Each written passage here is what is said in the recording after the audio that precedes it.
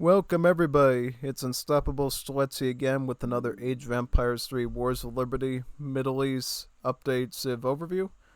Last time we covered the Persian Iranian Civ. Now we're going to be going over the Afghan Civ.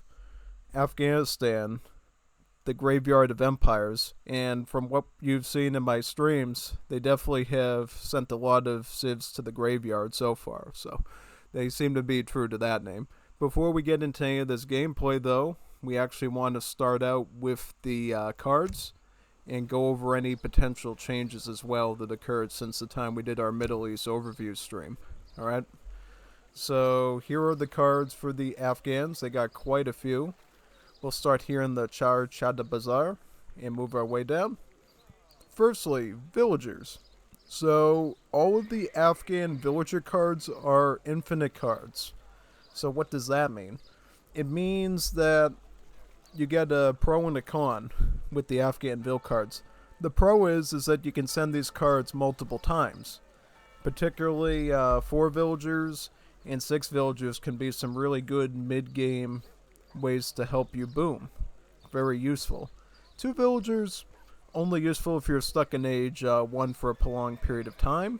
Otherwise you could potentially ship it twice and get about 4 villages before you reach age 2, depending on what your madrasa tech methodology is going to be.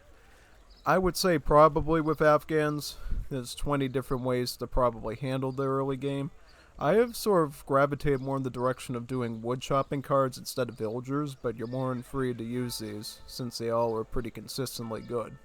You know, the only downside of these cards, which I mentioned before, there was a pro and a con. The con is basically the cards are not going to be as strong, right? You're not getting a strong 3 villager card when you're shipping this. You're getting only 2 villagers. Thus, if you want to sort of beat out that 3 villager spike, you're going to have to send it twice. So you're going to lose 2 shipments and thus can slow you down in other areas. So there's a lot of picking and choosing, basically, with this. When I first started playing the Afghans, I used the 2 servants card and sent it twice. Now I've sort of moved in the direction of doing wood chopping. As time goes on, as I face new opponents, I'm probably going to figure out what the solid build order is for that. So we will find out in the end what it is. But for right now, just consider that you got all the infinite villager card options available with this Civ. So that's one thing that you got. Outside of that, resource crates. So as far as resource crates are concerned, you get all the basic ones up to age 2. So all the food ones, all the wood ones, all the gold ones. And then you get some special ones in the gold department. You got Team Isfalev Pottery. This is actually a team-based card that you can send in age 4. It will ship everybody on the team 1,000 gold, 1,000 coin. That's a lot. It's particularly more useful in large team games. Because, if you have 4 players on the team, this is going to effectively give that team about 4,000 gold distributed to 1,000 per player, so it becomes astronomically, mathematically more valuable in larger team situations. But you could use it too in a small team, and it could be useful for you and your friend. Just note that, you probably want to use this in really big team games to help everybody catch up with their age up, most likely. Because the thing is, if you consider the cost of age 3 to 4, the cost is usually about 1.2k gold, right? So if you wanted to hit it a bit stronger and get up a little bit earlier for your whole team, send them the 1,000 gold and then they just have to cover 200 gold, which is not that hard.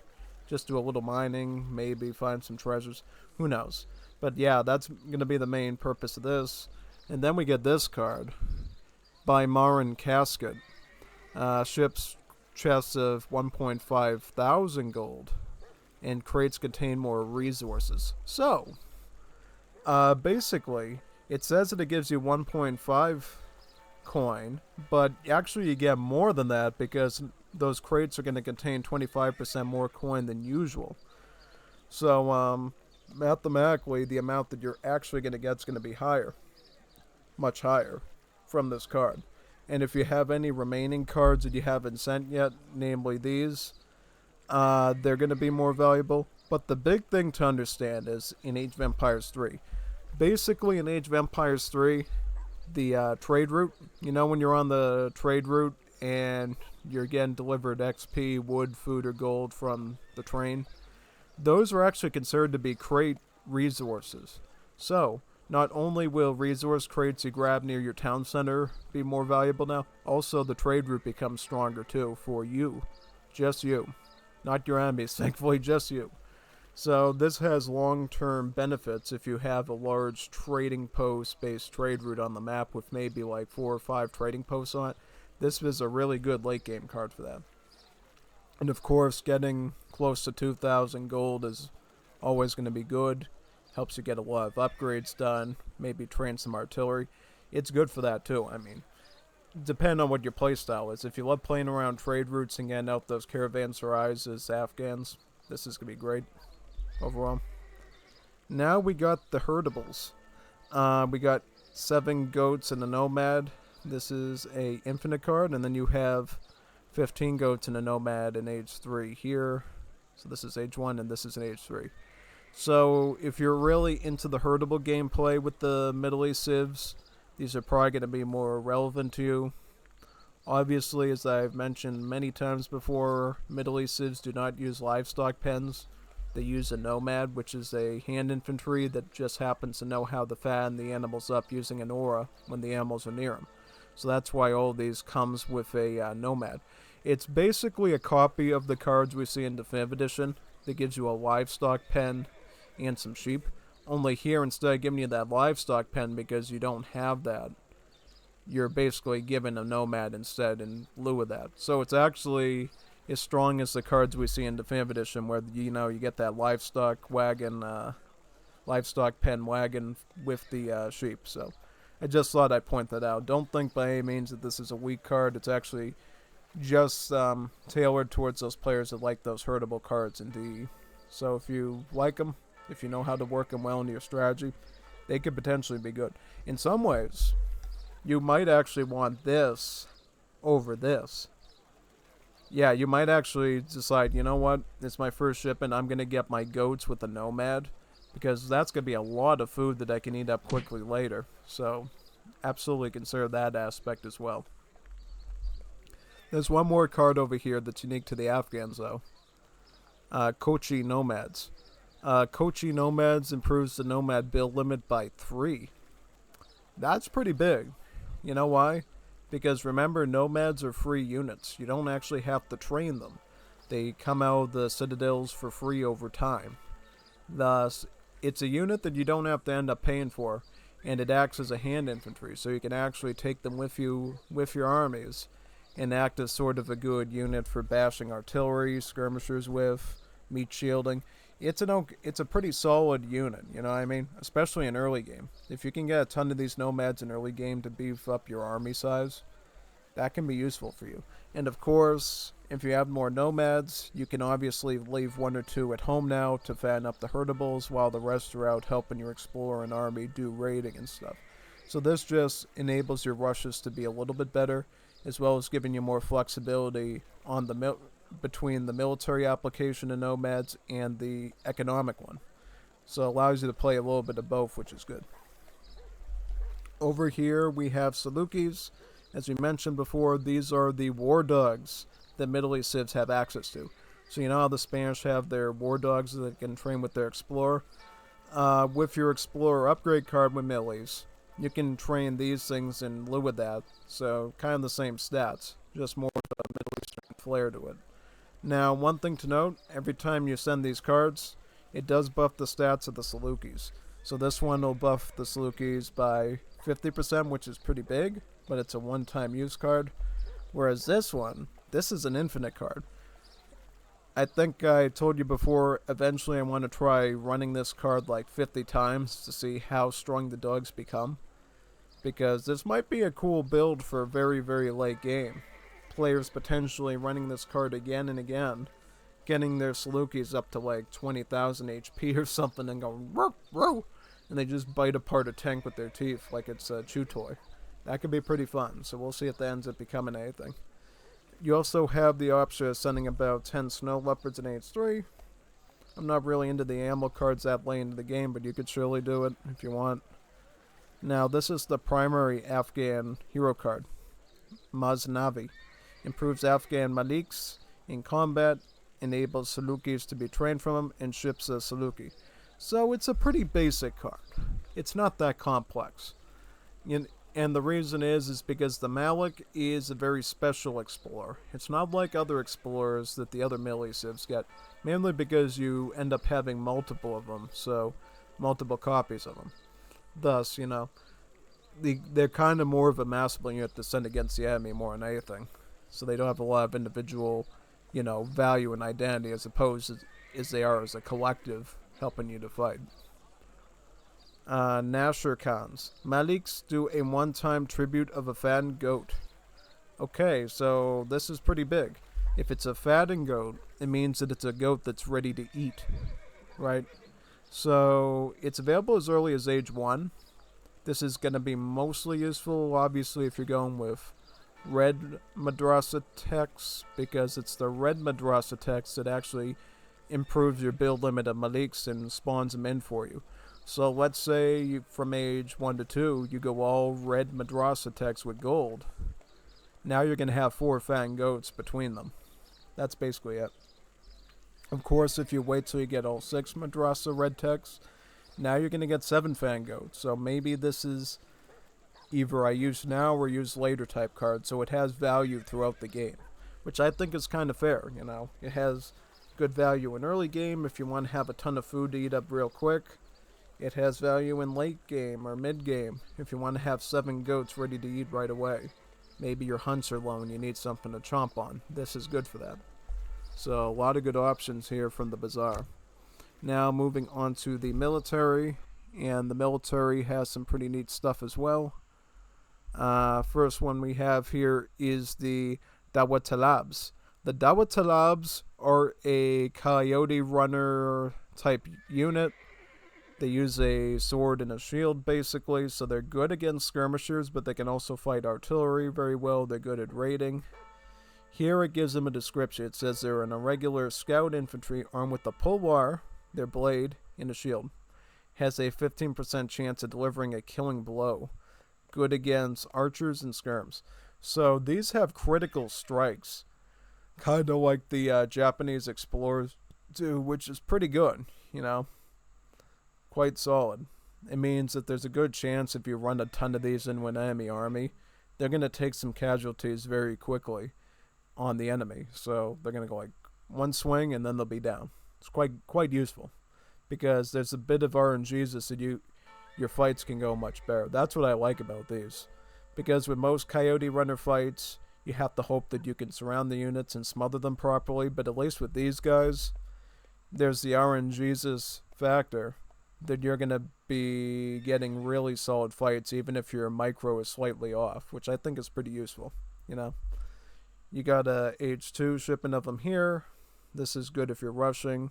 In age 3, you do have a infinite card of them, so if you want to constantly supply them into your army, maybe you're low on wood, maybe there's not a lot of trees on your map, since it is a quasi-archaic unit that costs food and wood, then yeah, keep shipping them in using this.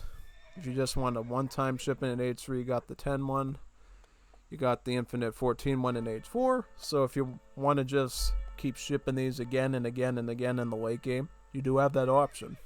You can just go with all like muskets and skirms and then just ship these guys in from the home city if you feel so inclined. Or you can go for the bigger shipment of 16 here if you really want to as well. Right? Also, we got some special cards here. Dracula Amir, Jezeleches, Dawatalabs, Kodaspas, and Ardalis deal more damage to buildings and minor allies. Alright, so what does this mean? Basically, all of your unique units, because those are all the Afghan unique units we're going to cover, better at sieging, better at gutting native warriors. That's basically what that means. So if you're dealing with somebody who's going with like a Nuka Clubman Rush on Alaska, this is a great card for you, and you're probably going to run this as a counter to that. Because you'll be able to fight the Nuka Clubman easier, and then obviously be able to take down the trading posts that they're spawning out of just as easy. So this could have some application depending on what the map is. So I definitely think, it's not going to be a card you're going to use every time unless you care more about the siege aspect of it, in which case it is indeed a upgrade you can run in any deck if you care about sieging buildings. But if you want both of the effects to be important, then you'll mostly only use this on maps like Alaska, maybe Andes, any maps where natives are a real concern. So yeah. So it has the thing I like about it is because there's a lot of anti-native cards we have in Wars of Liberty, but this one seems like it at least gives you another effect of sieging buildings easier, so it can be used more universally, which I do respect. So this is one of the better anti-native warrior cards that you're going to find in the game, I think. And it is available as early as age 2, so yeah, if you do run into Nuka Clubman rushes on Alaska, anything like that, maybe Mapuches and Zapotecs on Mendocino, this will protect you. Guaranteed. Talcan. Jezail and Dawatarabs regenerate when they are idling around. So what does this mean? Basically, if you're mostly using the Dawatalab to fight their skirms, and then you're supporting them with Jezail to fight muskets, and they're all barred up and you don't want to fight in that exact moment, you have to retreat, all the units that are still alive but are battered are going to be able to heal up by just standing around. And thus, it makes your army last longer and saves you a ton of resources. Yeah, basically prevents you the need from really training a priest just to heal them all up. Not that anybody does that nowadays. I mean, there's some players out there like Jeff Argento that still include priests in their deck for the purpose of healing and adding value to the army, but with this card, priests are now sort of a useless, thing for you to have at this point. So yeah. Alright. Moving along, we got the Nokara, or the Nokars. The Nokarha, or the Nokars, are basically a assault cavalry. And what makes these guys special is, so baseline, the Nokars are based off of the Escoltas of the Latin civs. If you've played a Latin American civ like Brazil, Argentina, perhaps Mexico and other ones, you might remember the Escolta as a heavily armored cavalry with like 40% hand armor and a lance that does multipliers against musketeers, right? About 3x. That's sort of what these guys do. So they're the same unit in that aspect. They got those multipliers baked in to fight muskets easier. But here's the catch. They got something that the Escoltas don't even have, which is extra melee range because of their long spear. So what does that mean? That means, potentially, depending on how you micro, you can potentially have it set up where the Nokars will not engage in hand-to-hand combat with the musket up close. So what does that mean? So it means if you're fighting like hand infantry, right, like pikemen, it gives your Nokars a little bit of time to do more damage before they actually take damage from the enemy's spearmen, because they actually have to walk a few steps more to actually get attacking themselves. And in the case of muskets, it means, depending on how you micro again, your Nokars can start combating the musketeers, and the musketeers won't pull out the bayonets because they won't enter that minimum range needed to use the bayonet, so they'll just continue to shoot. It has its pros and cons. I think against hand infantry, if done well, it can be a really good asset, but there are going to be situations where there's a lot of range musketeers where doing a long range lance attack like that could be dangerous, because remember, assault units do not have pierce armor, which means muskets, if they get enough bullets into them, they're going to shoot them easier now, because the assault units aren't even trying to get into that melee range and force them into the bayonet mode. But then again, if you really are concerned about that, you can still move the Nokars right up against the enemy muskets if you want to, and get into that bayonet range. It's just that you're going to have to do it manually now instead of having to be automatic. So in some situations, your fights are going to be better. In other ones, it's going to require a little bit more work or be harder for you. It's a really cool unit in that aspect. Changes up the dynamic a bit. And there's one more card here too. Kuala Nokarha. Enables Nokarha to be trained in the National Age, and Nokarha are cheaper. I can't remember if this is an effect that they had before for this card. I think it might have been something else. But this is a very good card now. Basically, it's kind of akin to the Argentines card, the early Assault Cavalry one. And I would assume if you have an Argentine ally, you probably don't want to run this, because their card will basically just help yours out anyways. So you got to communicate with, your friends.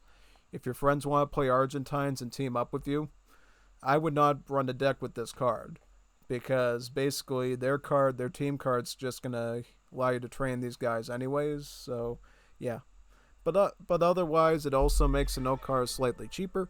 In 1v1 gameplay, this card is still useful because... Oh, wait a minute. No, wait a second. I found a bug. Wait a second. It says this card's available in Age 4. But they gotta change that to Age 2. Yep. Sometimes you find bugs. This is still the beta mind you. So I'll have to let the devs know that this should be available in Age 2 and not in Age 4. Because who cares if you can train a caveat in Age 2 if you're already in Age 4? I just know so. I was looking at the number now. But anyways, ignoring the little beta bug there, pretty much this is going to be a great card for 1v1 gameplay too, because it's essentially going to allow you to engage in more sophisticated fights now. If you run into a situation where your jezail are getting overrun by like hand cav and stuff, and you need another solution to deal with muskets, you can run the no cars now, and they'll be able to handle the hand cav a bit easier now and then fight the skirms. So you got a little bit more flexibility with this card, I think, in the same way that the Argentines enjoy with their Escolta one. Moving along, we got the jezail here.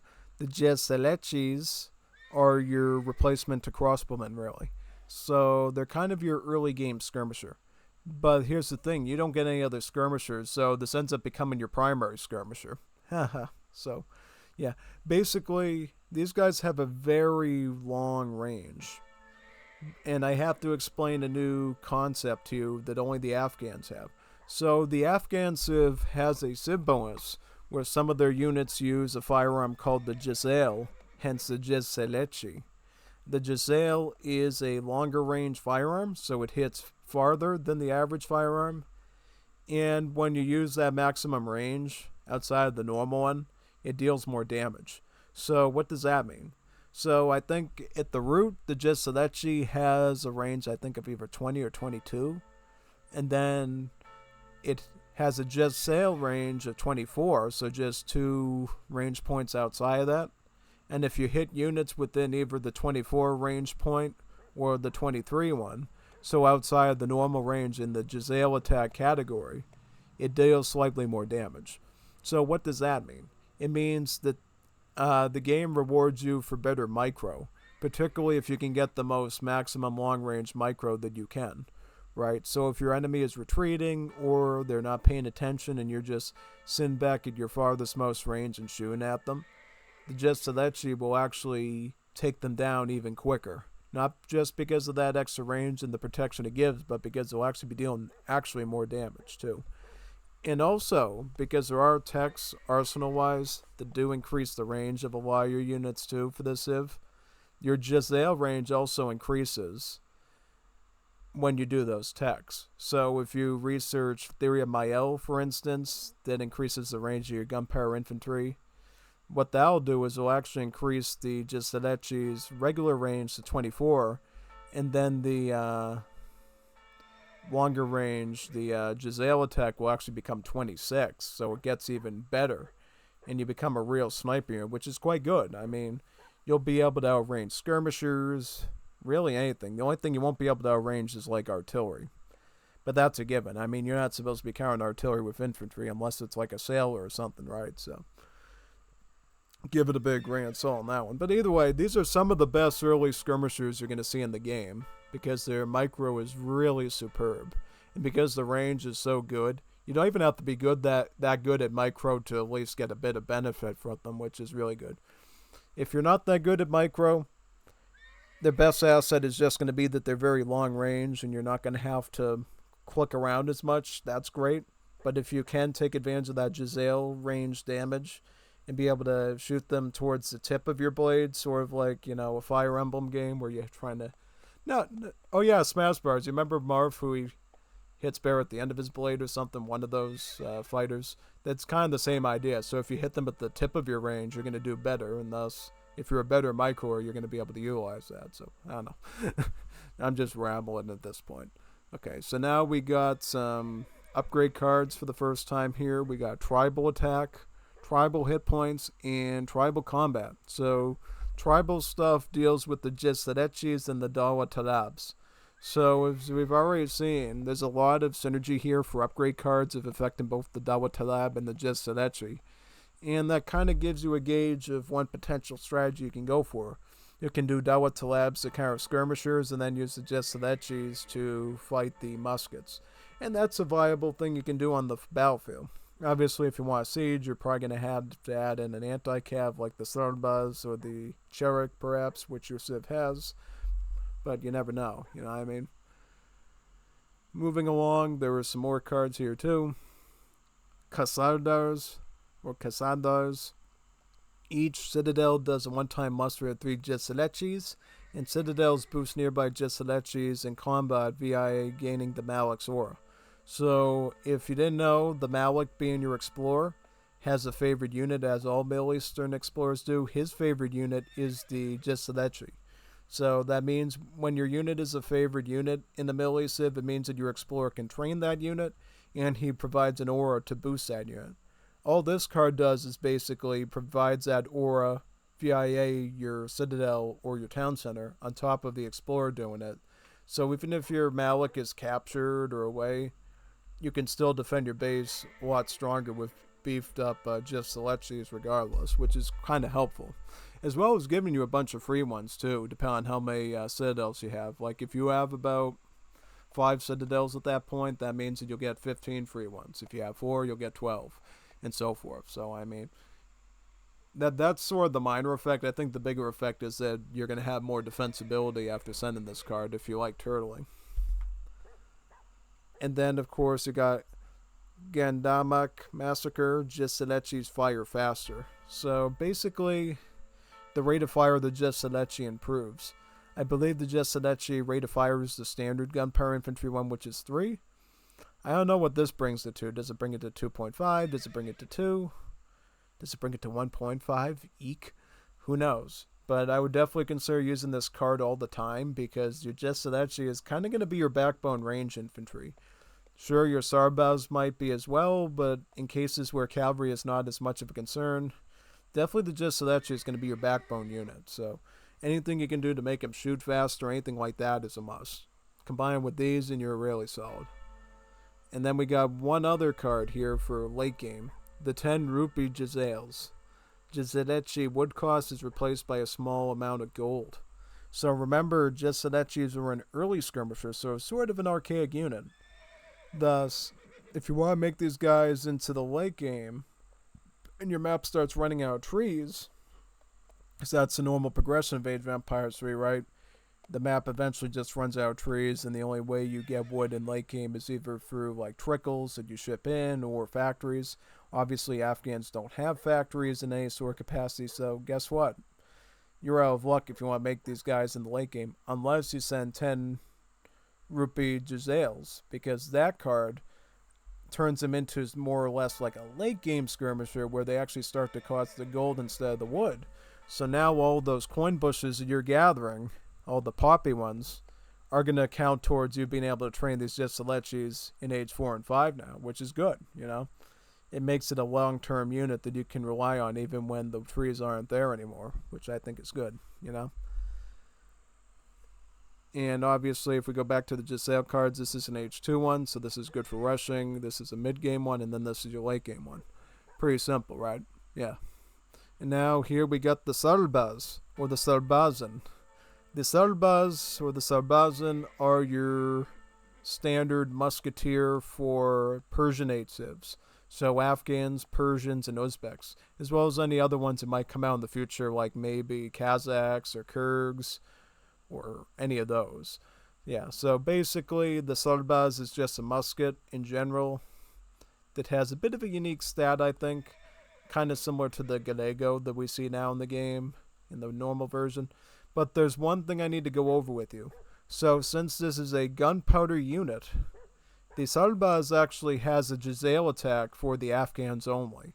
And as we pointed out before, a jezail attack is one where the unit gets more range, and then at the tip of that range, it does more damage. So, in effect, the Sarbaz for this civ alone, the Afghans, has a range of about 12 standard, right? And then it has a jezail range of 14. So, in effect, the Sarbaz just for the Afghans behaves more like the old school Landwehren from the old Germany in the game. And guess what? If you send Theory of Mael, the normal range of the Sarbaz goes to 14, and then the jezail goes up to 16, and then it becomes fully like the old Landwehr from the old Germany, because now you can engage in that sort of better micro now, where the Sarbaz with their jezail attack will have the same range as crossbowmen, and thus be able to counter regular musketeers really easily with a lot of micro. So I would definitely suggest running advanced gunsmith in your deck with these guys if you're going to use them. So that way you can end up using the Sarbaz to basically kite other infantry very easily. Except skirmishers, of course, because technically these guys will even be able to kite like crossbowmen because they'll be on even footing with them. So yeah, definitely a good card for you to consider for sure. This is your H2 one. You get an H3 one that's an infinite one, so if you really like these units, especially because of their jezail special, ship them again and again using this. Otherwise, you get a big beefy one in H4 with 16 Sarbazin. Right? Yeah, so now we go on to the ultimate unit, the Ardali. So the Ardali is the ultimate unit. So Ardalis work the same way as the Highlanders do for the British Civ. So what does that mean? So that means Ardalis will shoot a shot with their gun, and then they're going to run towards the enemy with their bayonet and try to stab through all their cavalry and stuff. That's what they're going to do. So these are basically just a trainable Highlander. That's all you need to know. Nothing else to them, really. That's literally it. It's just a Highlander, you know. Shoots a gun, uses the bayonet, and then when the charge attack returns, then he'll try to shoot the gun again, and then continue to fight with the bayonet. So yeah, that's literally it. That's all there is to it. You do get an infinite card in H4 if you want to send it again and again, which maybe you might want to consider doing since you're probably going to lose these very fast. Since it is a mostly melee unit, it's not completely, obviously, because it does get the charge range attack, but after that it turns into a full melee unit. These guys are going to get battered and cut up real quick, especially if your enemy has assault cavalry in waiting or skirms or something. So it might be in your best interest, if you really want to use these as part of your strategy, to ship them again and again to give yourself an edge against Cav. Just saying. And then you do get an upgrade card for him too, Anglo-Indian Drill. Sarbazin and Ardalis have more hit points, and they move slightly faster. So this is good if you like your Sarbaz as well, because they'll become a bit tankier, and they'll move a bit quicker too. And remember, the Sarbazin for Afghans gets up to 16 range if we send Theory of Mael with the advanced gunsmith card. So not only do these guys have the range attributes of the Landwehr of the old Germany Civ, where they have that range of a crossbowman they can kite, but now we're saying, you know what, that's not enough. In Age 3, actually, with this card is we can say they're going to get faster speed as well. So as soon as they do their shot, they're going to be able to take off, avoid getting hit themselves, and then continue to kite even better now. So it improves micro a lot for players, you know? That's the main idea. I don't want to forget these cards down here. You got Army of Herat. Ships a mixed force of Herati Karawal and Jesadechis. The Karawal is a mercenary dragoon, whereas the Jesadechis, we just went over them. So it's a bit of a mixture of units. And you get a few other cards like that as well here. You get Army of Kandahar. You get no cars in Dawatalabs, so a bit of a Soul Cav, a bit of Scout Cav, so it's a bit of a wombo combo there. You get Army of Mayamana. Ships a mixed force of Uzbek Jigits and Mergans. I don't know if it upgrades the Jigits to veteran, because for the Uzbek Civ at least, they're a H2 unit, so hopefully they shall tech those for you. If not, that could be a bit of an issue. But in general, it's a mixture of scout cav and skirms. So it's good against muskets and it's going to be good against skirmishers. Right, and then you get one more here too. Army of Kunduz. Ships a mixed force of Uzbek Olis and Afghan Kadaspas. So about 20 Uzbek archers and then about 11 of the Kadaspas, which we're going to go over right now. So basically this will be good against assault cav, artillery, and dragoons and muskets to a lesser extent. Kadaspas here. So Kadaspas are... There's two unique things we need to consider with these guys. So the Kadaspas, at a glance, are just like the Dutch Reuters. So they're a one-pot based dragoon, so they're weaker, they do less damage. But that being said, they are a one-pot dragoon, so you can mass them like crazy numbers of these. But there's one aspect that you're forgetting, because again, they're a gunpowder unit. They use a jezail. So what does that mean? Oh yeah, jezails. Jezail attack allows your unit to have an extra range property where it does further range than normal, and then at the tip of that range it does more damage. So the Kadaspa's normal range, of course, is about 12, which is pretty normal for a dragoon like that. And then the jezail attack will be 14. So if you hit units at that 14 range mark, or the 13 one, they're going to be doing more damage. So again, this is really good for players that love to micro. It's rewarding micro people. People love to micromanage. This is you. Right. So you get this infinite 8-1 here. You also get a train 9-1 as well for age 3. So if you want a bit of a bigger one, you can go for this. I think this is better because I'd rather have the flexibility of sending more than just getting one extra one here. At least that's my opinion. It all depends on what your build order is. And then you get the stronger one in age 4. You do get a cavalry combat card, and this benefits all of your cavalry. So this benefits Kodaspas, Nokars, and Gulams. So quite a few things there. I don't think your Civ can get Gulams, if I recall correctly. Nah, I don't think you can get Gulams. I think you can just get the Kadaspas. That's like your only Dragoon unit, if I remember correctly. We'll find out when we get into the game. But maybe that's because in the past they had a support card that had Gulams. They wanted to benefit that as well. But yeah, you get the idea. Alright, so moving along. Get the Zambarak cards, the Zamabi cards. Again, Zambaraks are a mounted Abyss Gunner. So they do crush damage, have anti-musketeer multipliers, but they are considered a cav. So they move pretty quickly, and they're good for, kiting maneuvers, somewhat. That being said, they can be shot pretty easily by dragoons and stuff and culverins, so be careful. When you have both a cavalry and an artillery tag, that means that you can be countered by culverins, you can be countered by dragoons, and you can be countered by pikemen. Watch out for that. That could be very dangerous, We also have Midfa cards here with the Mudafa cards. So you get the Infinite 2-1 in age 3. This one's very useful, the one I use a lot in my decks. If you want a stronger hitting one, you can go for the 3-1 first, and then do this one afterwards.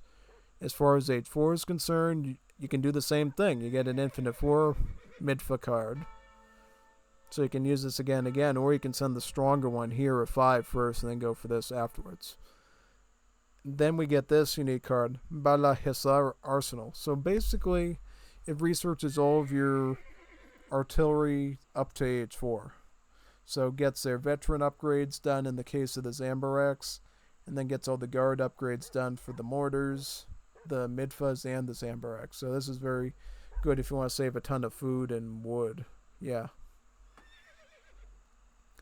And then we got mortars here. So we got Infinite 1 more in age 3. 2 mortars. So again, this is good against artillery, and this is good against buildings. So it's kind of like a culverin mortar hybrid. Hence why it's called a mortar. And then in age 4 you have the Team 2 mortars card. So it'll send 2 to everyone in the team, which is nice. Now we're on the Jami Mosque. So what does the Jami Mosque have? So we got a lot of things here to cover. So we got native allegiances. Natives train faster. We do get some native upgrades too here. You got Dhimmi hit points for the hit points of natives, and then Dhimmi combat, so hit points and attack. The jizya the Jeza gives 500 coin for each native that you're allied to, so you get more coin that way. Dar al-Islam, allied warriors cost less food and wood but take extra coin. So, if again you're running low on wood on the map and it's getting a little bit scarce, and you still want to do natives, this card might help you because now the cost of the food and the wood is gone a little bit, so it's a little bit more manageable, but it will cost slightly amount of a gold, which if you have a lot of gold in late game, that's not a huge deal. And in fact, it can help you because now you can preserve your wood for more things like Zambaraks, artillery, buildings, instead of just having to build natives. So that's good. And then we get this here. We get kinship. This is the same as Blood Brothers, but for the Middle East. Brings all the natives up to guard and guard upgrade in age 4. You do get this card, Kafiristan. Increases allied warrior build limit. This is a pretty cool card because it references Kafiristan, that mystical place in old films in Afghanistan. So, yeah, pretty much if you like native warriors a lot and you want to have a ton of them, send this. And you'll be able to get much more of them. It increases the native warrior build limit by 50%, so about half of what it normally is. So if your native normally has a build limit of like 10, now you're going to be able to make 15 of them. If you can have like 20 of a unit, now you can have 30 of them, and so on and so on. Very helpful. Then you got advanced caravanserai. Again, caravanserais are your trading post replacement for the Middle East. The one thing that makes them really unique is that they start out with the range attack, so they start shooting units all the time. You don't have to send advanced train posts for that. They already do that, right? And hence they're a bit more expensive, right? So what this card ends up doing, it makes them tankier, and it allows them to support population. So if you want to go for a greedy trade route type build order, now if you have like 2, 3, 4 TPs, now you can stack up to like 60 pop with them, so you don't even need houses. You don't even need mahalas now. Just go for the caravanserais. Very helpful for that. And then over here, we got some training related cards. Ansar for your infantry.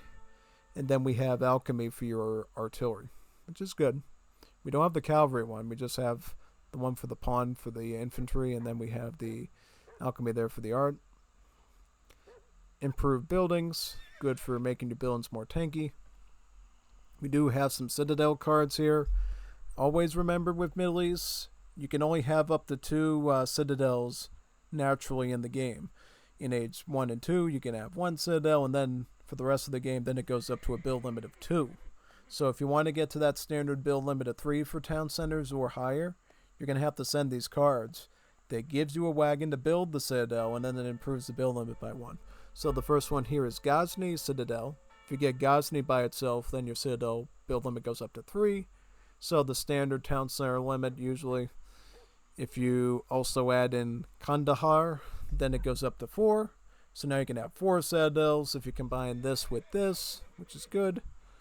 And then if you want to add this in age 4, Herat Citadel, if you want to add Herat in as well, now you'll have a Citadel build limit of 5. So if you add 1, 2, 3, 2 plus 3 is 5, and now you can have 5 Citadels. So this is really good if you want to turtle like crazy, So yeah, definitely.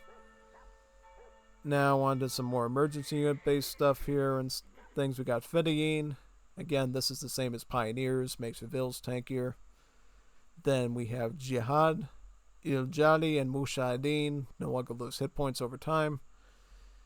So if you need your emergency units to stay alive for whatever reason, you want to counter siege troopers or something, use this. And then you have Fistabidia, Servant, Irjali, and Mujahideen range and last sight increase. And damage too. So if you like Minutemen and want your Vills to be more good in combat, this can be pretty good for them. Just saying. I wouldn't say it's as strong as the Persians, who definitely get a lot more emergency units at their disposal, or the Saudis, but it can still be pretty helpful to you. Here's some unique cards. Nang versus Kwalang. Nang versus Kwalang Improves your Mahala's attack and hit points. And you might be asking, what do you mean attack of our houses? Don't normally houses not attack units? Well, the Afghans got a special bonus that we'll see in a little bit. As a bit of a prelude, Afghan Mahalas actually replaces your towers. So naturally you don't get tower access as the Afghans. You have to build Mahalas and then store your villages in the Mahalas when they're in trouble, and then the Mahalas will shoot at the enemy units encroaching. So it makes you sort of like Peru, but even more defensible because there's the range attack aspect of it, so enemies will actually get hurt for trying to siege that Mahala down and get those vills. So there's a bit of a consequence there. Obviously, the range attack is not that much usually, but if you do add cards in like this, it does become a bit more serious. Also, following that, we have Murad Khani. Mahala attacks are much cheaper, so it makes them cheaper by about 30%, which is quite good. Very useful to you. And then if we keep going, Loya Jirga, all your nomads transform into Mahala wagons. So, let's just say if you have about 2 nomads already, that means you can get up to 40 pop worth of housing, or a value of about 400 wood with this card.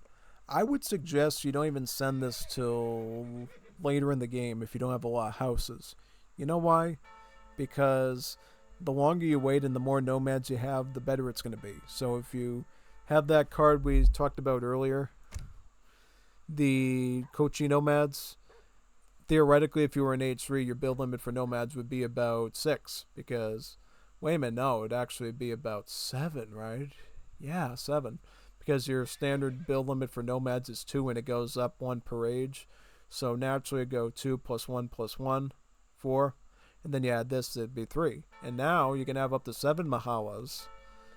And now you're getting a wood value of about 1.4k, which is even more than an 1,000 wood card or anything even the Chileans get, which is quite good, you know. So definitely consider that aspect too.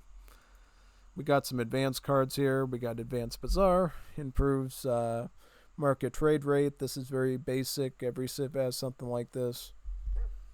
Advanced Fountain. For Middle East, you have fountains instead of mills and plantations. Basically, instead of gathering right away, these buildings will spawn bushes, and then you gather from the bushes that they create. You can set it to make food bushes, or have it set to make gold bushes. Kind of like the rice paddies of the Asians, except there's that bush aspect of it instead of the whole building being the thing that you gather from on its own. So what this does is makes the fountains cheaper, allows the coin bushes to be made an age earlier in age 2, and bushes spawn faster. So, theoretically, this can actually make your fountains better earlier on, to the point that you have more bushes to work with instead of less. So that's great. Then you have Royal Court here, Advanced Royal Court. Royal Courts are more hit points, and the courtiers are cheaper by about 20%. So if you love the Royal Court feature, include this card in there and you'll be able to make better use of it. I haven't really worked this in yet and never tried to use this in early game, but from what I assume, it might be something worthwhile. We'll have to wait and see. Over here we have Advanced Forge. This will actually improve the work rate of your forges and unlock additional text. So Betar and Hibarya, or Hiraba. So not only does it give you more text, just like Advanced Arsenal would for the Europeans, right? It gives you about 2 new texts for your forge. It also allows the building to work a bit faster. And the reason for that is because this civ, of course, doesn't have an arsenal. So it wouldn't make sense to, unlock a building that you don't even have access to. So they're thinking of an additional effect, and they're like, you know what? Why not just allow the units to train cheaper? Not train cheaper, but the units to train faster. So it's like a secondary fencing school or riding school, or actually a combo of the which, because remember, Middle East, we got the forge and we have the gunsmith. And they train mixtures of infantry and cavalry based on what weapons they use, right? Gunsmiths train all the units that use guns, and then forges train all the units that use swords, bows, spears, lances, anything that isn't a firearm. So it's actually kind of a hybrid mixture between riding school and fencing school, which is kind of neat. And since you already have the card Ansar here, this means that your infantry, if you send this, are going to train 65% faster instead of just 40% faster if you combine them, which makes it a lot better. Really good. Same thing for gunsmith too. The gunsmith one here works exactly the same. Allows the gunsmiths to work 25% faster for both unit training and tech research, and also unlocks additional techs, card and theory of Mael, which we talked a ton of here because of the jezail bonus and how that affects us even more, right? So yeah, basically, if you really want to make your units good, get this for your gunpowder units and get this for your non-gunpowder units. Alright, so moving on, we got Machine Kana. All citadels do a one-time muster of 1 midfa. Okay, so if you have 5 citadels in like Age 4 and you send this, that means you're going to get about 5 free artillery pieces, which is pretty good. I mean, this is good. I think this is very situational, and I think it's only useful if you already have, say, like 4 citadels. I think maybe this will be good. I wouldn't send this until you have at least 4 citadels, because you do get a 3 midfa card already. So may as well wait until you have like 4 of them with this and this combined. This and this to essentially do that. Just saying. Alright. So now here's a very interesting card. Minaret of Jam. Mosque line of sight is doubled and enables towers. So, I just told you that the Afghan Civ doesn't have towers. They use the Mahalas to garrison units inside, right? And shoot at enemies, correct? Guess what? There's a card here in Age 1 that enables towers for us again. So, Afghans, depending on what you want to do, can be a really defensive civ, because not only do you have the added functionality of houses acting as your villagers' protectors, but if you want to take the extra step, you can send a card and then get the towers back anyways and use those as well. On top of the effect of your church seeing really far away, which I don't know if that's really important, but it's an effect, we'll take it. Yeah. And then we got Tobiah here. Tobiah makes madrasa techs 10% cheaper. And then this tech here, Nada, enables 1 extra madrasa to be built. So, if you plan on researching madrasa techs at the same time, this is good for you. Otherwise, it's useless. This is a generally good improvement if you have a real hard time affording your madrasa techs with your gameplay and macro and decision making and stuff. Right. There's the 2 Royal Court based civs here. The Great Game, courtiers send more units. And then Sphere of Influence, mission shipments arrive much faster and foreign units are stronger. So if you love playing with the Royal Court feature, a lot of these 2 cards will be good for you, pretty much. In fact, this card here is very tailored towards Afghanistan, because you can see the Russian bear fighting the British lion. Like what, over Afghanistan, which was the buffer zone between the Russian Empire as well as the British Raj to the south. So kind of a bit of history there too. All right. Now we're in the madrasa. Now we're going to look at economic stuff. So we got calligraphy here. Servants and wagons build buildings much faster. Changes build work rate for buildings by 65%. Covered wagon 65%. So forth and so forth. So now things build a lot quicker with this card. Very good. Europeans have a similar card. Likewise, Tayul. So basically your livestock pens, founds, and equivalents are cheaper and build quicker. Same as the card that the Europeans get. Now we get a unique card. Alexandria Prophastia. Buildings return 50 gold over a few seconds upon construction. I think the Persians have a similar card to this too, if I remember correctly. Yeah, they kind of do. So pretty much you're given back gold for every building that you make over time. Which, I think it's pretty good, you know what I mean? Especially if you need a little bit of extra gold to make a few sardbas or something that can be useful. I just would have to test this in reality to see if it's a really good thing worth including in your build order per se. Definitely in late game it can be useful in situations where you're running low on gold, I think, because then you're making a little bit of extra to help yourself out, which is nice. And now we got the fishing cards. We got Jahazi. Basically the same as schooners for the Europeans. Fishing boats become 35% cheaper. Very good. And then you have fish market. Helps with the gather rate of fish. Honestly, pretty impressive. The Afghans, being a landlocked nation, already have a schooners card and a fishing card. Not bad at all. Wonder where they're getting that fish from. Might not be fresh, but who knows. Wood cards, you got carpentry. This is the first one. Latin Americans also get this card. It improves chopping rate by 15%. This is especially useful for Jezalechi, Chaliks, Dawatalabs, a lot of your roster to train.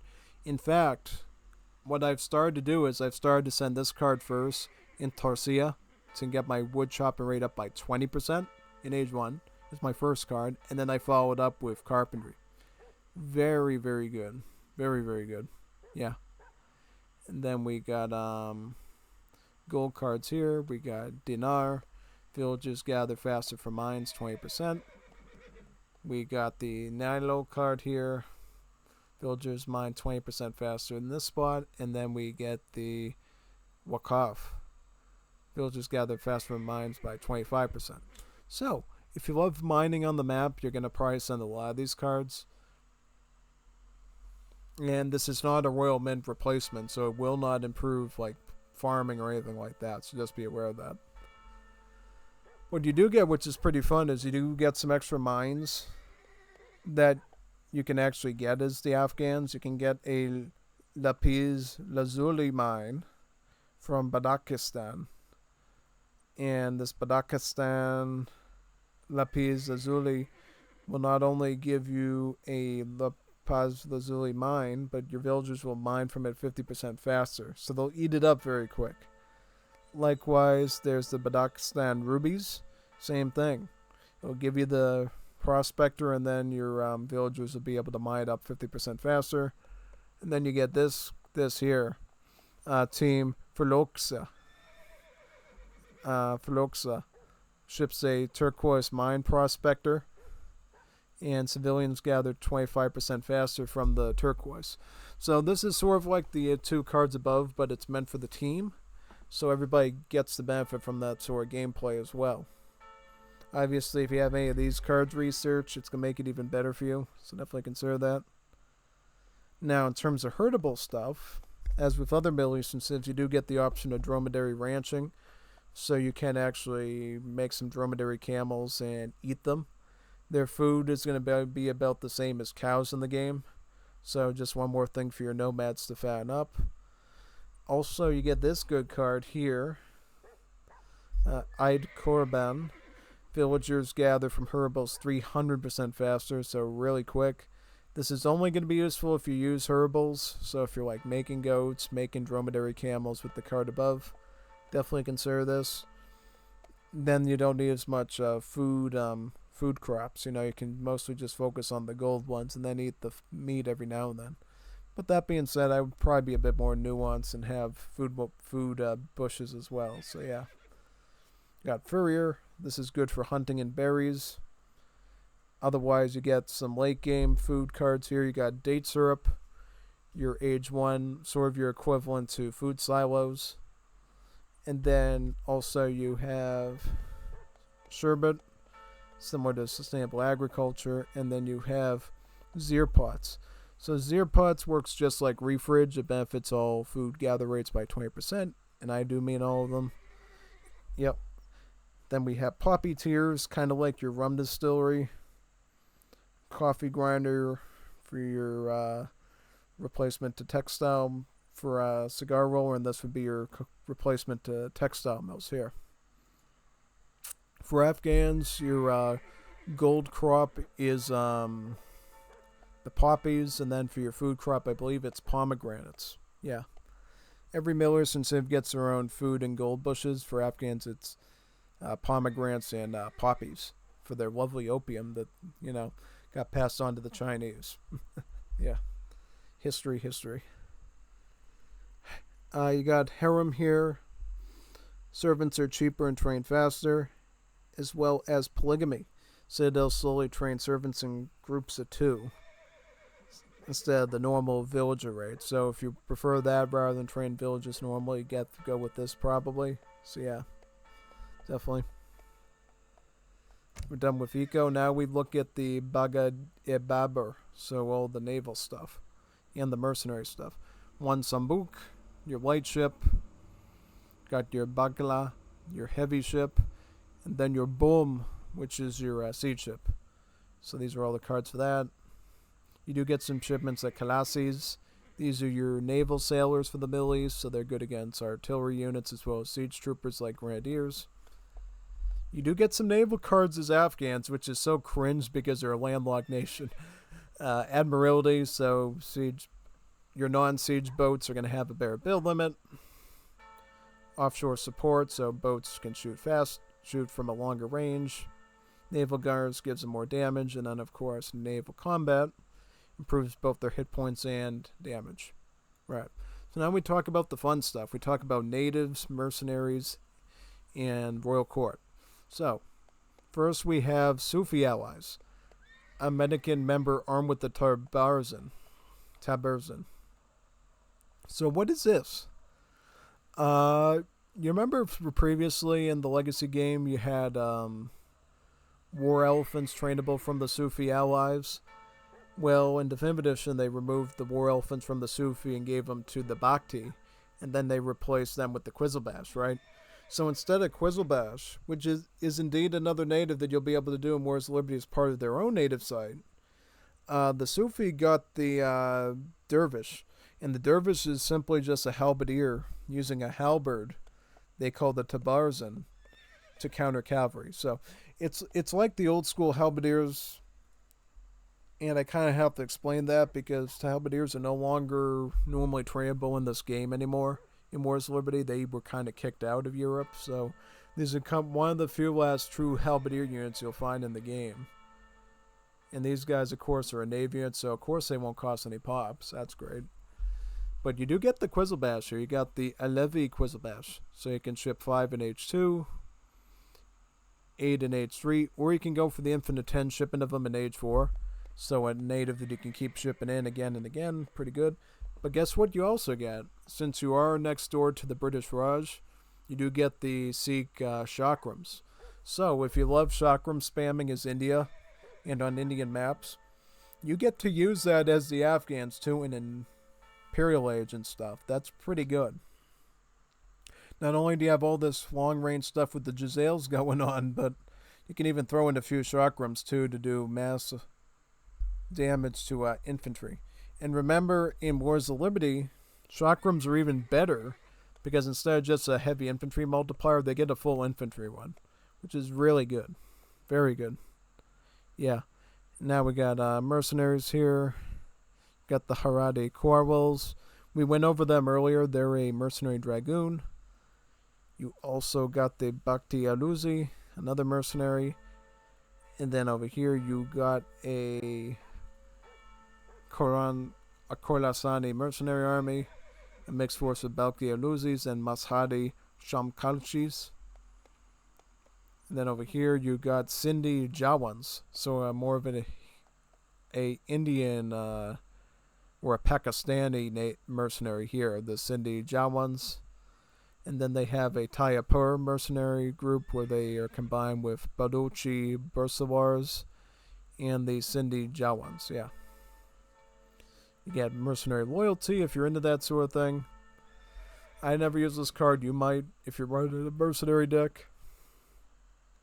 And then you get this cool card, the Prince of Gore. Ships about 10 American filibusters and enables hookah lounges to train them. So, basically allows you to train American filibusters from your mercenary building, as well as shipping you a few of them. Beyond that, well, I'll explain the gameplay aspect first. So the gameplay aspect is basically if you want a more cheaper early game skirm that just shadow text and you don't have to upgrade it all manually, this might be a good card for you.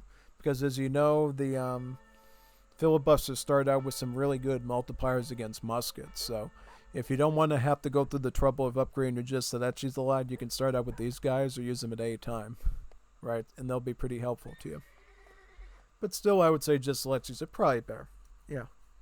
So a bit of a history lesson about this card. You might be wondering, okay, when I think of Afghanistan and the United States of America, I think of, the wars after 9/11 and, the Twin Towers and how George Bush went into Afghanistan and fought the Taliban. That's where the relationship between Afghans and Americans sort of started. But no, there was actually a time back in the sort of 19th, 20th century, there was a man in the U.S. Army that was exploring around India and then eventually Afghanistan, where he went through the Kuiper Pass. And then he ended up getting the title, I think it was the Khan or the Emir or whatever, of Afghanistan at the time, gave him the title of Prince of Gore, because originally he wanted to be like the sole ruler of Afghanistan, and then the ruler after, this American dude did some work for him for a while, said, you know what, I'm going to make you an actual prince and give you your own land and stuff. And that's how the story of Prince of Gore actually came about. And the fun fact, too, if you want to take it a bit further, if we go to this card here, Kafiristan, the British old film, The Man That Became King, was actually based off of this land here, Kafiristan, and then the story was inspired partly by the Prince of Gore, because it all took place in Afghanistan. So if you like old films, this card, as well as this one, are very linked to that. So a bit of ancient lore there, believe it or not, in filmmaking. So I don't think anybody would ever say that too, but it's something I learned a few months ago. I was like, oh yeah, I remember that movie growing up, and I looked it up and go like, wow, the Prince of Gore card that I saw with the Middle East update actually had something to do with that. So yeah, that's pretty neat.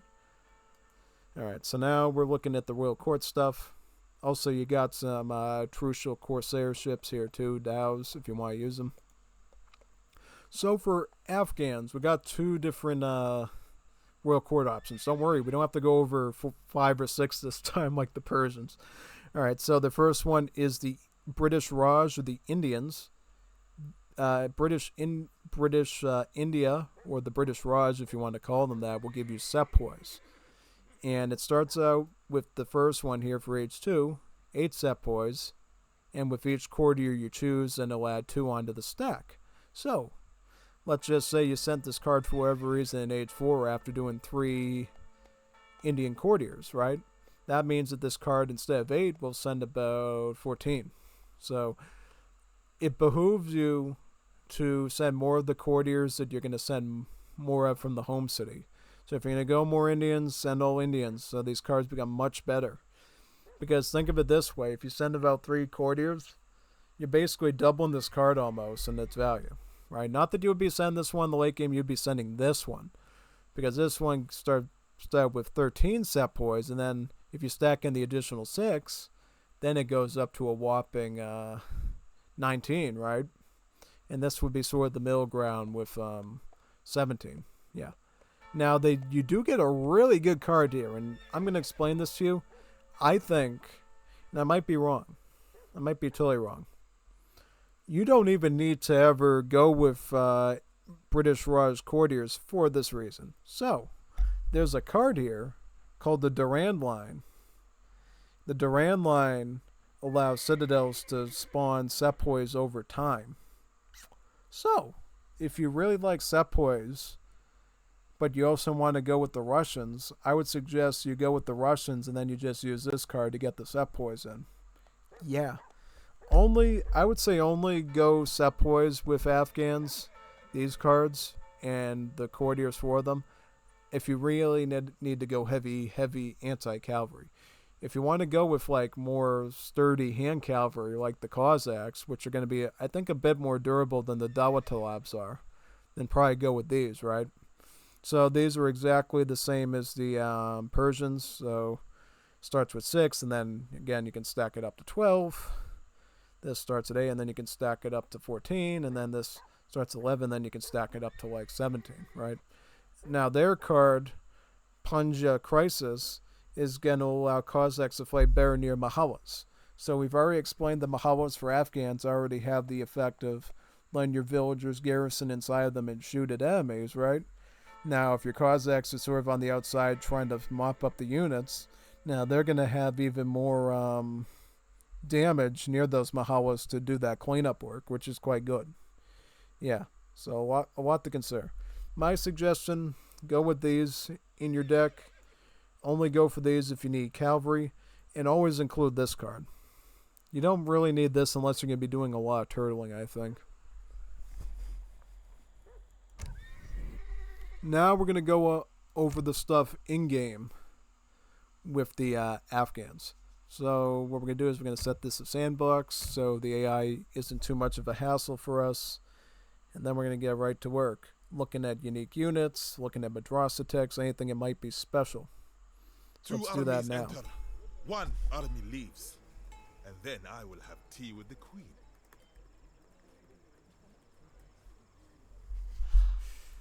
Okay, so this is the Malik right here. So this is your explorer. And again, his favorite unit is the jezail. So in age 3 and onwards, he can train them. Otherwise, he can use his aura to boost them up. That's basically the Malik there. Here's the Malik. Malik. Yeah.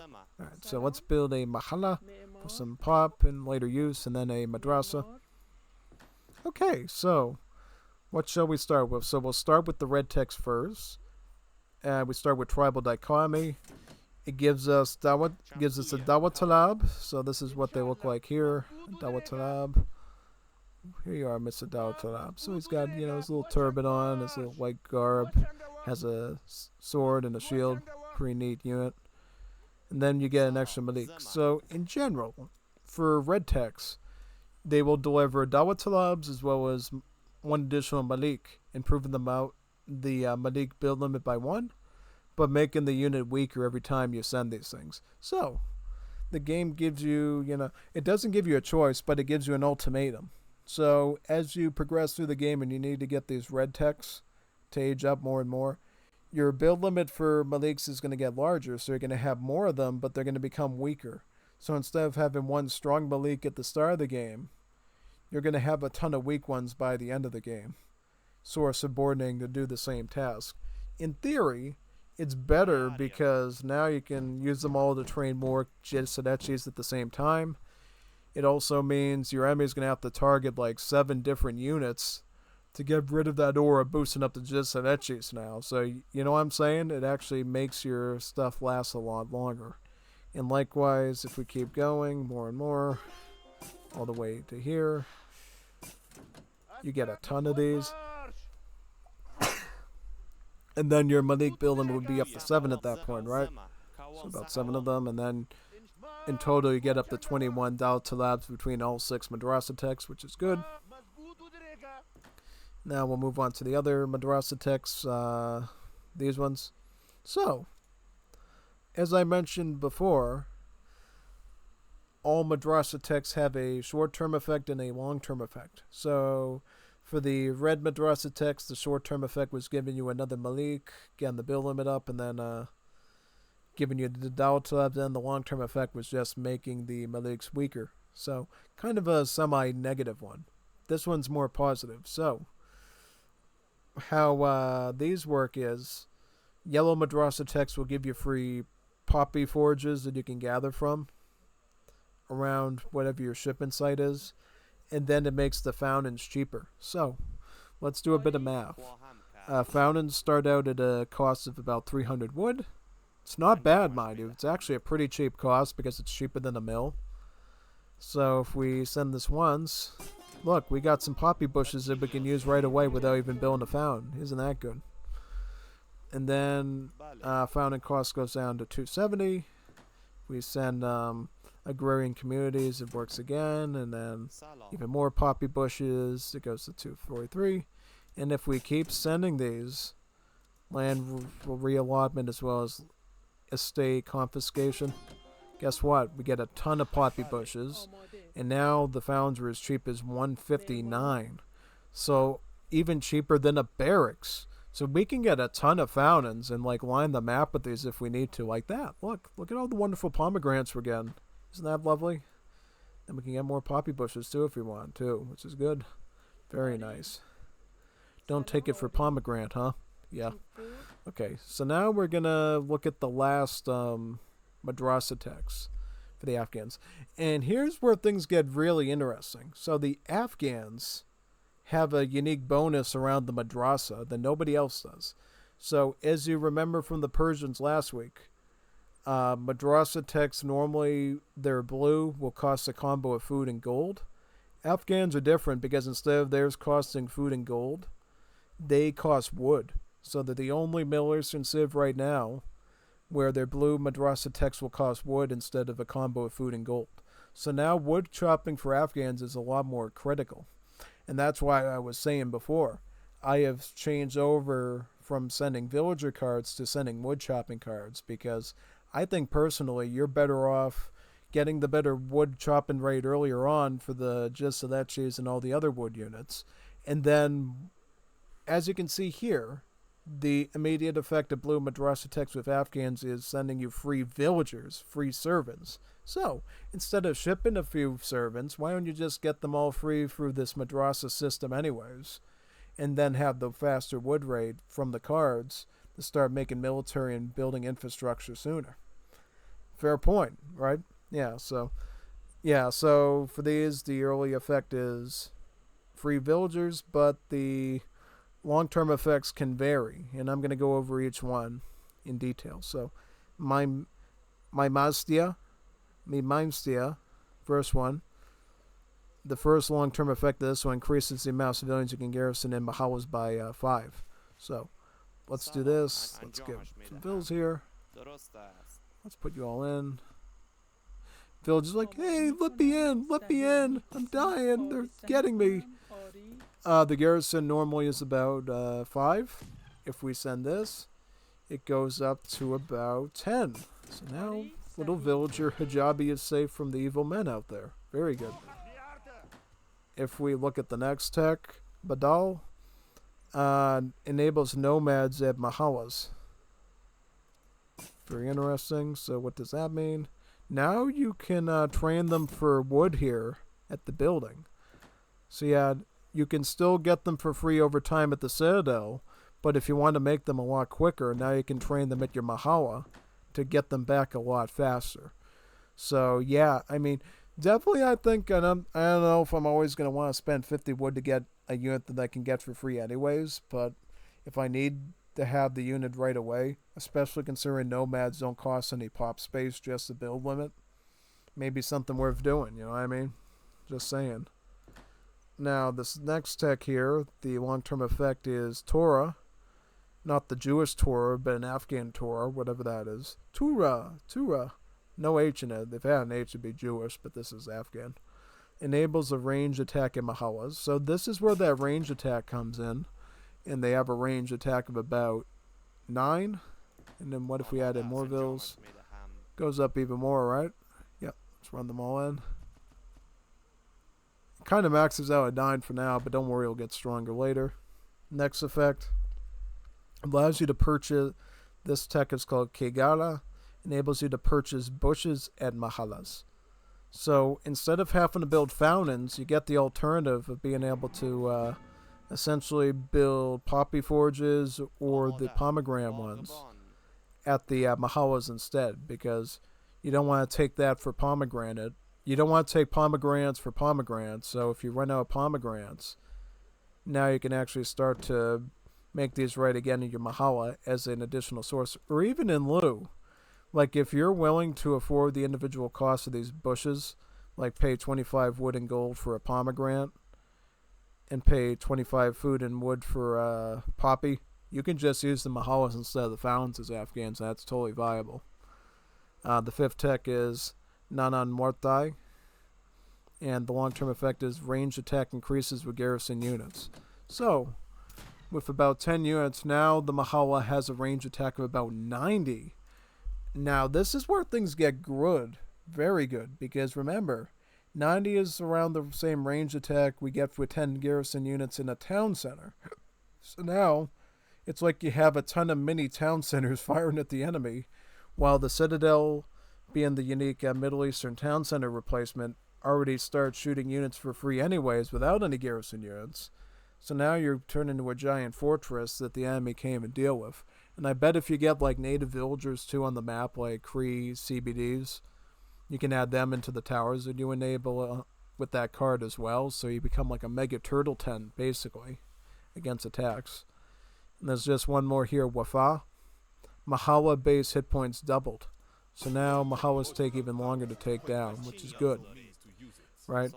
So now what we're going to do is we're going to go over military stuff, go over the military roster of the Afghans in detail.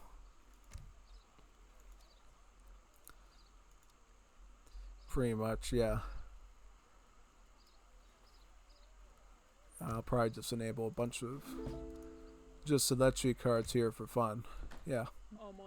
Dear Mael as well. I could get this too to get an infinite amount of cards too, by the way.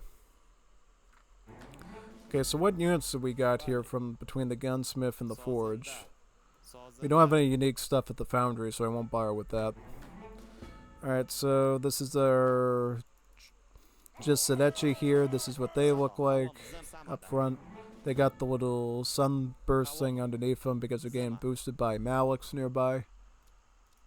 And as I said before, look at the range. The standard range on them is about 20, which is pretty good. That's like the same range as a normal skirmisher in the game. And then their jezail range is about 22, so a bit higher. And if we send advanced gunsmith, get these. Notice how Mitheria Mael, their range is even better now. So their standard range goes to 22, and then their longer range goes up to 24. So if you hit units at the tip of that 24 range, or at 23, just slightly lower, then the jezails Jisadechis will end up doing more damage. It will be about, let me see, 27 damage versus 24 damage. So it does make a bit of a difference in the long haul with how many you can get in the jezail range, right? We'll upgrade them to see what they look like. So this is what they turn into in the late game. They look like this unit here. Very neat, right? Very cool looking. Very Afghan looking. And then these are the Kodespas here. These are your dragoons for the Afghans. These are the guys that are one pop and they act like Reuters. They get a jezail range. So their standard range again is 12. And then their jezail range is 14. So regular jezail. So they shoot slightly farther than normal. And then, of course, if you cap on that extra range, then they do more damage, which is good. El Kamza, if this is basically like ranged cavalry cackerel, if you get that for the Kadespas, then their standard range goes up to 14, and then the jezail range is 16. And notice the jezail attack is 18, and the standard attack is 14. So it's highly recommended that you use the jezail range to... actually, the range attack looks a bit minute there. I don't know. I think they have to increase the jezail range a little bit more to make it more apparent, but I believe that the math is still there. It's just that on paper it looks really bad. So maybe jezail range should be like 19 or something to make it a little bit more apparent, but that's just my opinion. Yeah. Let's upgrade them to see what they look like. So now they get more of a British uniform. And then they get more of a brown uniform. So pretty cool, right? Very nice. You can make the Ardalis now. These again are your sort of Afghan Highlanders, right?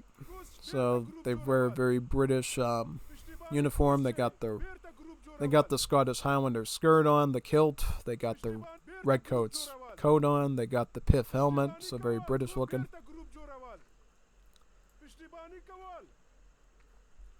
I'll show you how they work, kind of. So we have to look for a treasure. Obviously, it has like a treasure guardian, like this. How they function is they go like, hey, kitty cat, meow. They shoot, and then they go into melee. And these guys fire their shot. Now they're just going into melee to fight the lion, just like that. Very nice, right? Just bring him back over here now.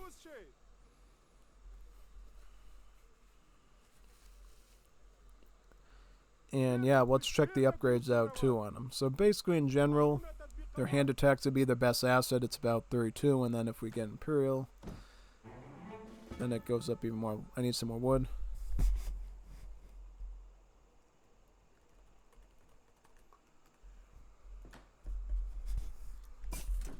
Alright, so when they go to their Imperial Age upgrade, they start to look a lot more Afghan now, wearing much more Afghan attire instead of the British stuff.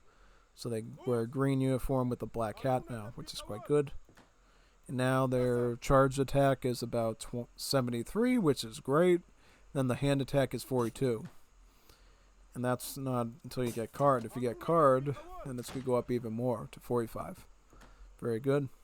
And the last unique unit here, the Dawatalabs, which we already have over here, that we've already talked about before. They're basically a coyote runner.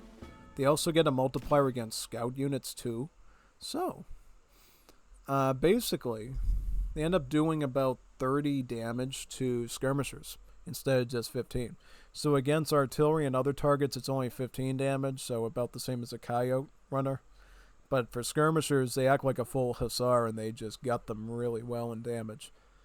And notice here it mentions the 15% lethal strike. So that basically there's that 15% RNG that'll wipe out a unit instantly upon the sword slash, which is quite good. And now we can upgrade these so you see what they look like. Pretty cool looking unit. Let's get veteran, guard, Imperial. Look at how nice these guys look. Look at how spicy these guys look, huh? Very neat. So what I'm going to do now is I'm going to bring the Malik over here, the Malik. Hang out here, little Malik. Right there. I'm going to bring my Jezail over here.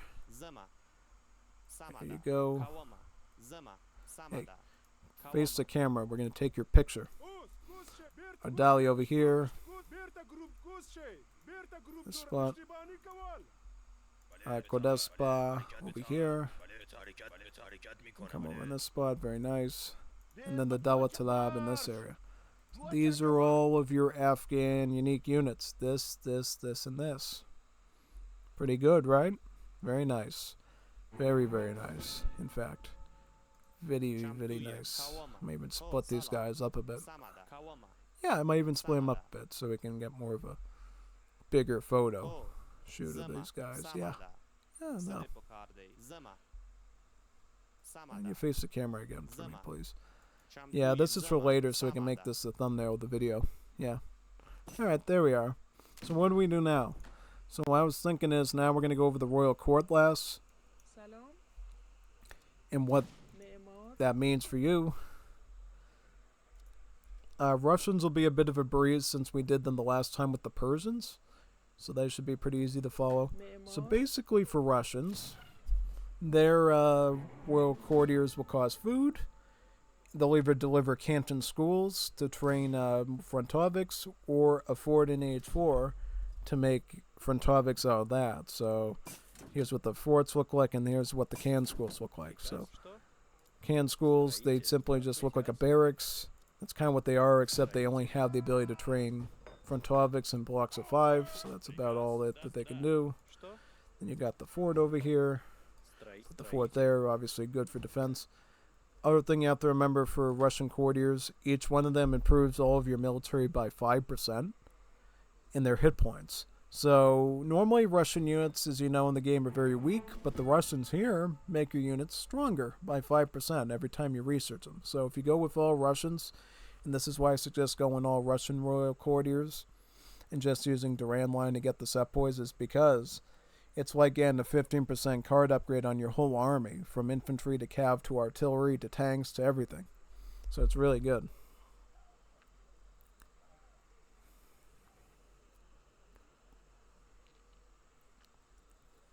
And obviously you can upgrade the fort too. There. So now let's just go back to one of the Indian royal courtiers here. Basically the way Indian royal courtiers work is theirs cost wood, and they give you semi-fattened goats as the short-term effect, with the long-term effect being giving you a better fattening rate on your herdables. So if you kind of want to play more in that Uzbek gameplay style of having herdables that fatten really fast, this is how you do it as the Afghans. Go with more of the Indian courtiers. I would say only go Indian courtiers if you really, number one, you love sepoys, and number two, if you are really into the herdable gameplay. If you don't like the horrible gameplay, you want to play around founds, just go Russians. Yeah, and these are the domestic courtiers here. Abarkan. So the way Afghan courtiers work is they improve your warlord combat by 15% and increase the amount of jezail and ardalis delivered by cards by 2. So pretty much that infinite ardali card, I don't think we got here, but if you ever wanted to go with that late game Imperial Ardali card with the Afghans, this would be a really good option for you to go domestic. Or if you want to use that infinite jezail card. That's mainly why you would want to use Afghan royal courtiers. And interestingly enough, while the red madrasa text of Afghans give you that sort of pro and con type effect of increasing the build limit of the Maliks but making them weaker, if you don't like the fact that your Maliks are weaker and you want to bring them back up again, one solution is to obviously send Explorer upgrade cards, right, from the home city. And then the other thing you can do too is to send Afghan courtiers to reinvigorate the stats of the Maliks again, that sort of, bring them back from being weaker and being more of a combat unit. Because here's the thing, Maliks, in the case of all explorers, have the same types of stats as the unit that they're favored. So a Malik actually has multipliers against scout and against maneuver and heavy infantry, just like a skirmisher does. He's got the malice against Vils and scout. He also has a jezail attack. Yeah, I didn't mention that. His normal range is about 11, and his jezail attack is about 12. So if he hits units on the tip of his range of 12, he does slightly more damage. And that includes against things like Treasure Guardians too. So, if you are fighting Treasure Guardians on a map like Loss with the Afghans, the best thing you can do is you can send one Malik in to do the combat, right? Send him forward like that. And then keep all the Maliks here in the back and just pound them in the back from that 12 range to get the bonus damage, which would be about 11 versus 12. So yeah, even the Malik Explorer utilizes the jezail functionality, which is pretty good. It's actually really good, actually. So yeah, pretty much that's all the Royal Courtier stuff. So now what we're going to do is, I might just get Russians to boost our stats up. Now we're going to go for a big battle, where we're going to make all just Afghan unique units, and just show you how good they are, right? Combat. Then you can decide for yourself what you think, right? So look at all the cool textures on these buildings, by the way. These things are beautiful. Beautiful buildings. Beautiful buildings, yeah. So ours are all done now, right? So let's make a bunch of Afghan stuff and we should be all set, right? Yeah.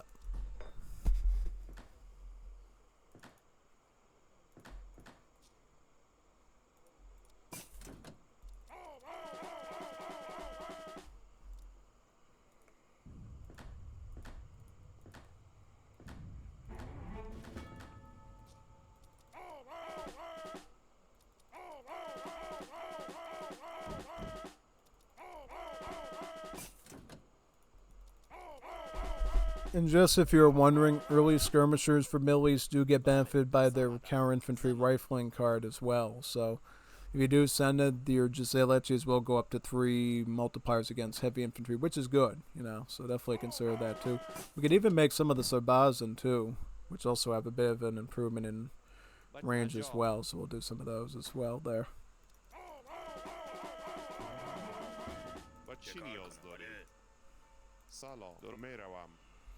These are what Sarbazan looking like in late game, by the way, too. They're very black uniformed. And then they get to more of a whitish beige one at the end, like that, like in the picture.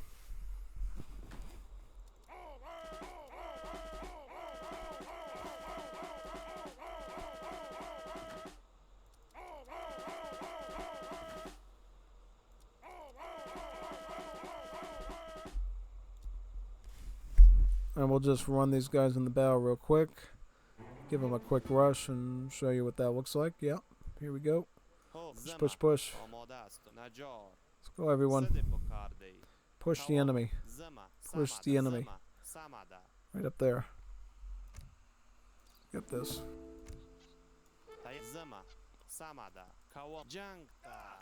We got this too to recover our set point numbers there, yeah. Yeah, if we lose all our army, then we'll have set points to back them up with. Okay, so here comes the airplanes, very good. Nice.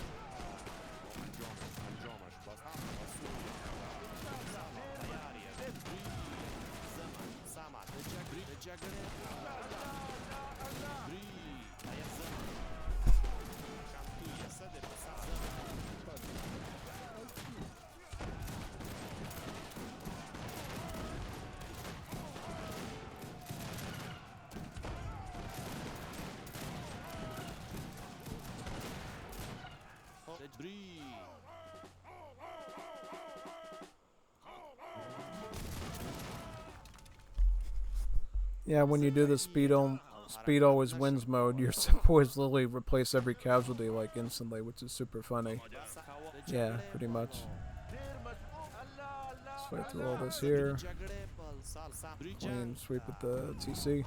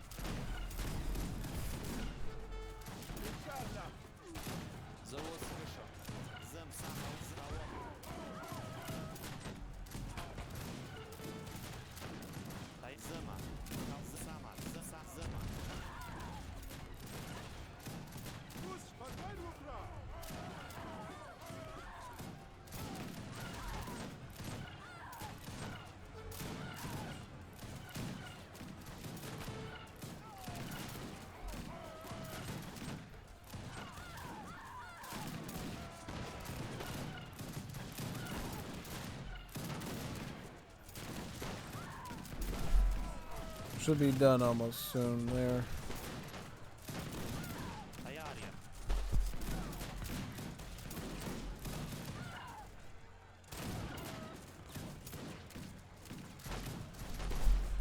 Man brought his own set points to the fight, which is funny.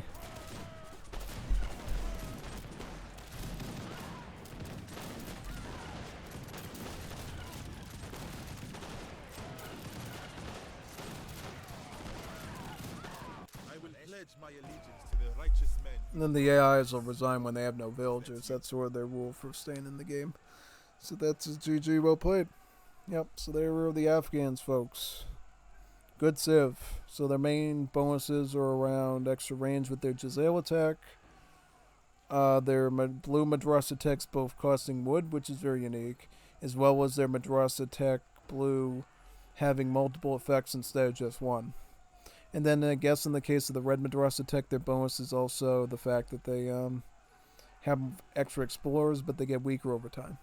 And also the fact that they're the only millers from Civ that doesn't start with towers. They actually have to ship it from the card, the Minaret of Jam, to get them.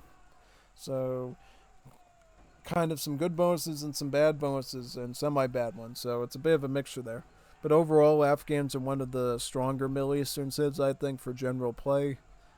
up there with probably the Persians, maybe a little bit weaker than the Persians, but they do have their strong suit of stronger range skirmishers. Free sepoys, of course, is great. Having some niche roles like the Dutch Reuters and the British Highlander archetype in there is good. Definitely the Dawah Talabs is solid. So I can't complain anything about the Afghans. They're a really good civ, so definitely consider picking them up at some point. That should be the end of our overview of the Afghans. So if you enjoyed it, stay tuned for my episodes on the Uzbeks and the Saudis.